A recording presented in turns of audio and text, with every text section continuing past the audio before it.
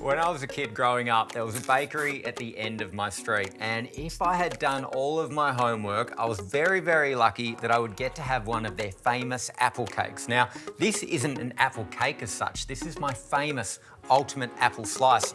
And I'm gonna go as far to say that I think it's better than that bakery. Now, I don't wanna start a baking beef with them, but I can guarantee once you try this, you'll know who the winner actually is.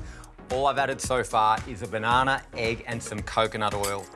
Mash those three ingredients together to form the beautiful base of this apple slice. What I love about this recipe is that it's gluten-free, because when you're out and about having a busy day, it's not always easy to grab a gluten-free snack on the go. This is my gluten-free base. We've got almond flour, coconut sugar, and tapioca or arrowroot.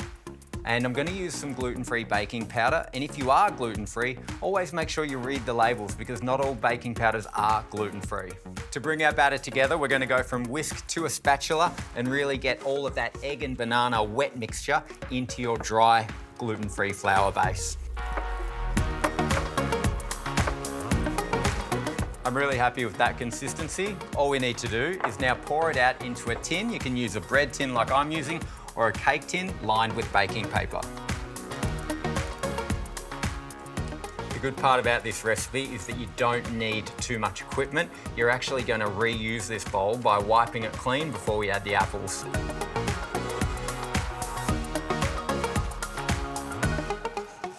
The apple filling is really simple. I'm gonna use some Granny Smith apples. I love those in my baking. Coconut sugar, that's just granulated in there. And of course, cinnamon, but nutmeg works in here really, really beautifully as well. Now, get beautiful coverage with the apple and the coconut sugar.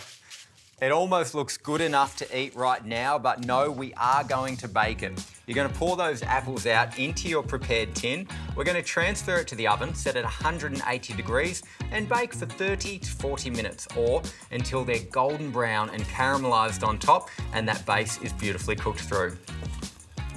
Now, I like to slice it up like this, creating ultimate apple slice bars, and you've got that beautiful cross-section of apples in the middle.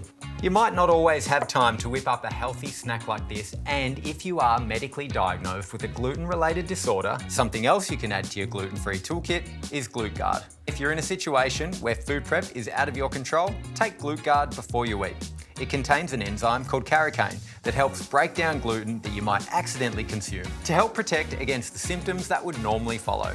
So pack your snacks and your GluteGuard. It gives you more control over your gluten-free lifestyle when you're on the go. The true sign of an awesome apple slice is heaps of apple, and this has bucket loads, but it may look really good. The question is, how does it taste? Let's find out. I tell you what, no bakery is anywhere near this good. You're gonna love it.